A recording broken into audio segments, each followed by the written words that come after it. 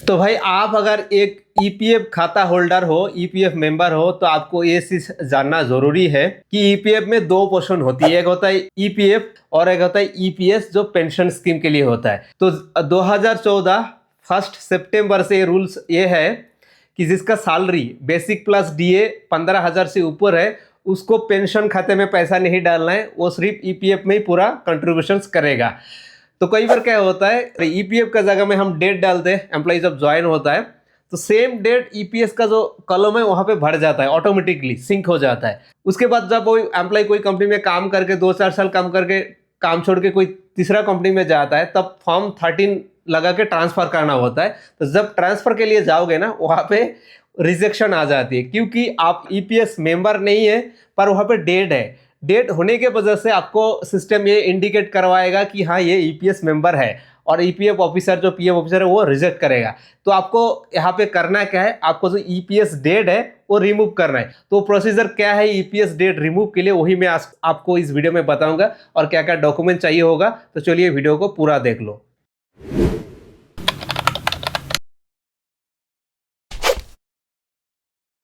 तो भाई अपन अभी कंप्यूटर स्क्रीन पे आ चुका है, और यहाँ पे मैं आपको एक रिजेक्शन स्क्रीनशॉट दिखाता हूँ। ऐसा मेरे पास बहुत सारा केस है। तो यहाँ पे देख लो, ये एक आईडी है।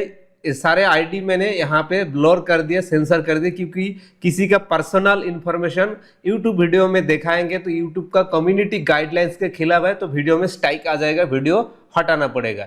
इसीलिए मैं चाह कर भी आपको ये पूरा नंबर वगैरह नहीं दिखा सकता हूँ, और आपको देखने का जरूरत भी नहीं है। तो अभी यहाँ पे ये रिजेक्शन रिजेक्शन रिजेक्शन 3 रिजेक्शन दिख रहा है। तो एक व्यक्ति है, एक एम्प्लॉय है, जिसका पुराना आईडी से लेके अभी नया कंपनी में ट्रांसफर करने का ट्राई कर रहा है, और हर बार उसका रिजेक्ट कर रहा है।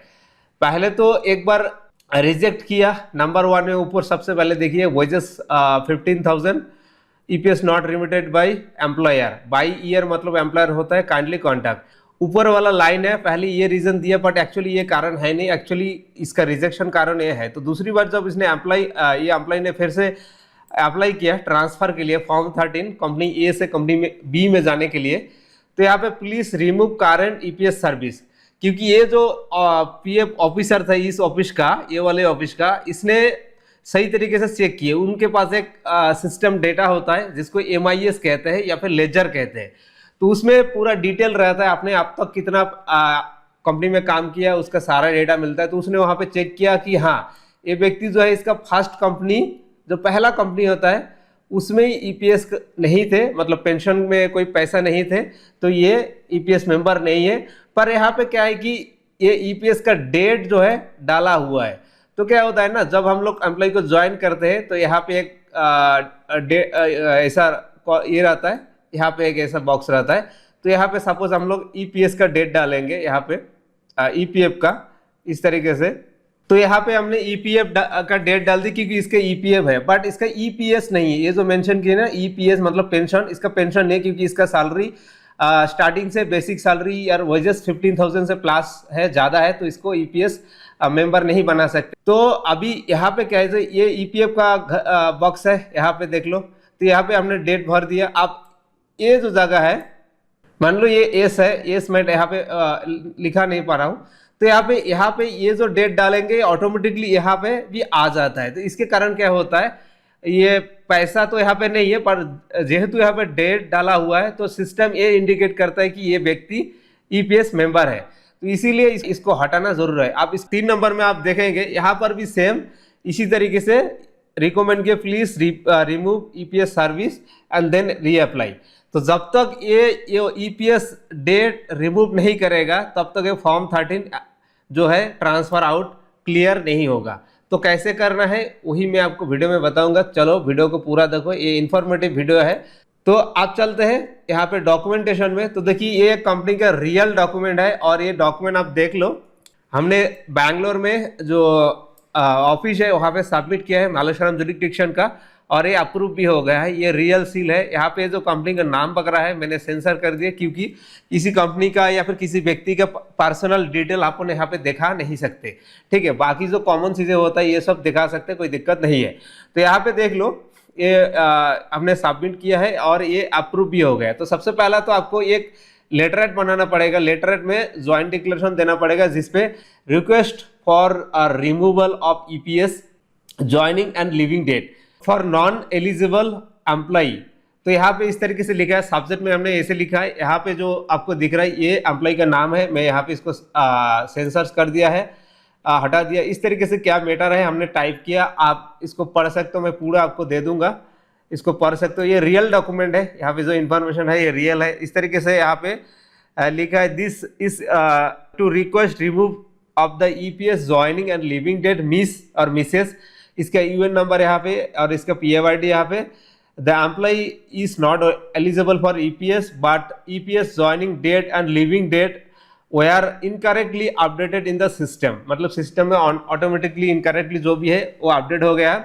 सो we also try to correct through online EPF portal but couldn't remove the EPS, जिसका वहाँ पे काम करते वो भी ट्राई किया है इसको रिमूव करने का, बट वहाँ से नहीं होता, नहीं होगा, हमने ट्राई किया है।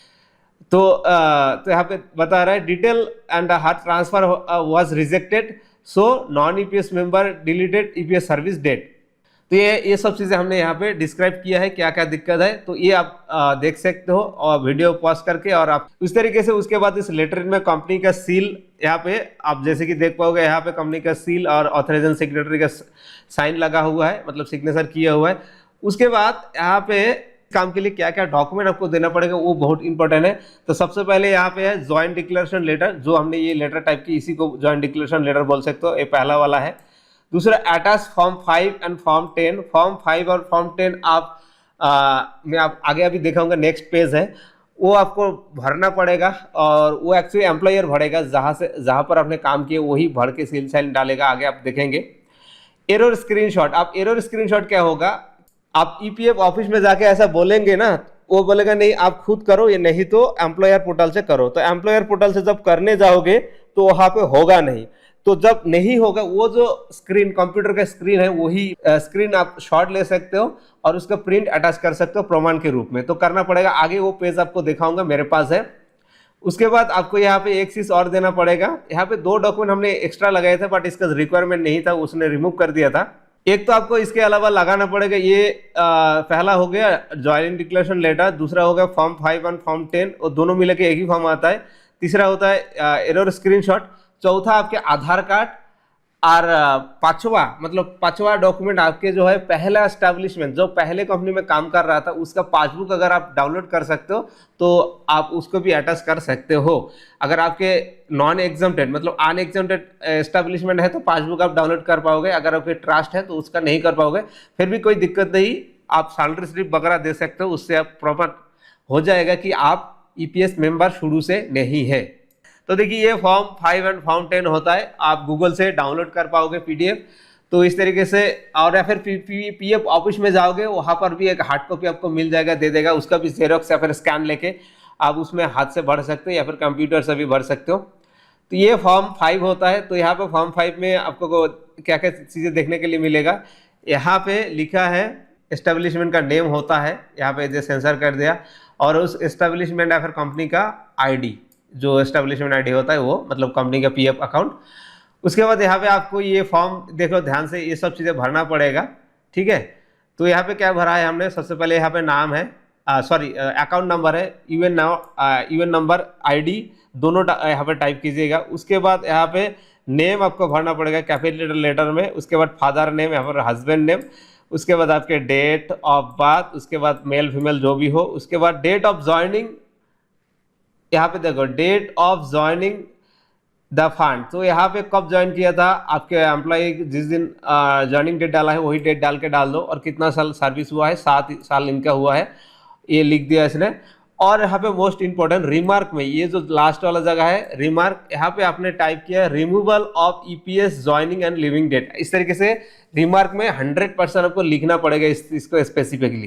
तो इस तरीके से ये फॉर्म 5 हो गया। आप नीचे रहेगा इस तरीके से डेट और सील और साइन रहेगा। उसके बाद नेक्स्ट पेज जो आता है वो है फॉर्म 10। तो ये देख लो फॉर्म 10 है, सेम फॉर्मेट है, यहाँ पे कंपनी का नाम, कंपनी का आईडी, और यहाँ पे आके अकाउंट नंबर सेम यूएन, और जिस कंपनी से आप रिमूव करवा रहे हो उसका आईडी डाल दीजिए यहाँ पे। अगेन यहाँ पे मेंबर नेम, मेंबर का father name, date of leaving service. Actually form 10 के जरिए डेट ऑफ लिविंग करेक्शन किया जाता है। सो यहाँ पे डेट ऑफ लिविंग कंपनी को आप छोड़ा है। एक्चुअली ये अगर आपने काम छोड़ा नहीं है, उस कंपनी में काम कर रहे हो, तो भी आप इस तरीके का प्रॉब्लम अगर फेस करते हो, आपको समझ में आ गया, तो आप रिमूव कर सकते हो डेट। रीजन क्या है, रिजाइन कर दिया है। और यहाँ पे किसके लिए ये रिक्वेस्ट किया जा रहा है, तो रिमार्क में सेम वही डालना है, removal of EPS leaving date, joining and leaving date. तो इस तरीके से फॉर्म 5 एंड फॉर्म 10 को फिल किया जाता है। नीचे सिग्नेचर और सील रहेगा, जो मैं सेंसर कर दिया है। उसके बाद यहाँ पे नीचे आप जाएंगे इस फॉर्म का, तो यहाँ पे सील सिग्नेचर अगेन पूछेगा, तो ये सब चीज़ें आप डाल सकते हो। आधार कार्ड को इस तरीके से आपको कॉपी लेना है। उसके बाद अटेस्टेड बाय एम्प्लॉयर, एम्प्लॉयर और एम्प्लॉय दोनों साइन करेगा, सील डालेगा। यहाँ पे कंपनी सील वगैरह डाला है, अटेस्टेड करना पड़ेगा। ये कंपनी सील और साइन है, यहाँ पे एम्प्लॉय की सील और साइन है। तो इस तरीके से इसको अटेस्टेड कीजिए। और सेम इसी तरीके से नेक्स्ट आपको स्क्रीनशॉट। अभी स्क्रीनशॉट क्या है, ये हमने स्क्रीनशॉट पूरा ले लिया है पीडीएफ के फॉर्मेट में। तो स्क्रीनशॉट में आपको ये वाला जगह जरूर देना पड़ेगा। ये तो देखिए, यहाँ पे हम लोग क्या अपडेट करने का कोशिश कर रहे थे, स्क्रीनशॉट में आप देखेंगे अपडेट सर्विस डिटेल। तो यहाँ पे सर्विस डिटेल में ईपीएफ डेट तो करेक्ट है, यहाँ पे ईपीएफ मेंबर है, यहाँ पे लिविंग भी सेम है, करेक्ट है, कोई दिक्कत नहीं है। तो रीजन ऑफ क्या है, यहाँ पे ठीक है, कोई दिक्कत नहीं। बट प्रॉब्लम सब कहाँ पे आ रहा है, प्रॉब्लम ये डेट ऑफ ज्वाइनिंग ईपीएस, ये ना इस जगह में डेट था। सो डेट हमने खाली कर दिया इस तरीके से। यहाँ से खाली करके जैसे ही इसको नेक्स्ट प्रोसेस में क्लिक करेंगे, तो यहाँ पे इस तरीके से एरर आएगा।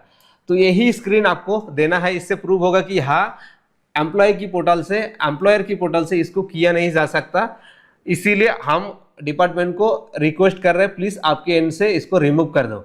एक्चुअली ये पहले भी होता था, बट 2025 अक्टूबर से बाद से ये प्रॉब्लम आ रहा है। पहले भी ये प्रॉब्लम था, आज से नहीं, बहुत पहले से ही था। बट उस समय पीएफ का जो ऑफिसर है, जो फर्स्ट ऑफिसर होता है, डीए बोलता है इसको, केस वर्कर बोलता है, वो खुद ही रिमूव करते थे विदाउट एनी डॉक्यूमेंट। अगर वो देखते थे ईपीएस मेंबर नहीं है, खुद ही रिमूव करके फर्दर जो भी प्रोसेस है, फॉर्म 13 इनिशिएट करना है, ट्रांसफर अप्रूव करना है, वो कर देते थे। बट अभी क्या है, इनको भी ऊपर से यह आ गया है कि ऐसे नहीं करना है, आपको यहाँ पे डॉक्यूमेंट वगैरह प्रॉपर लेना है।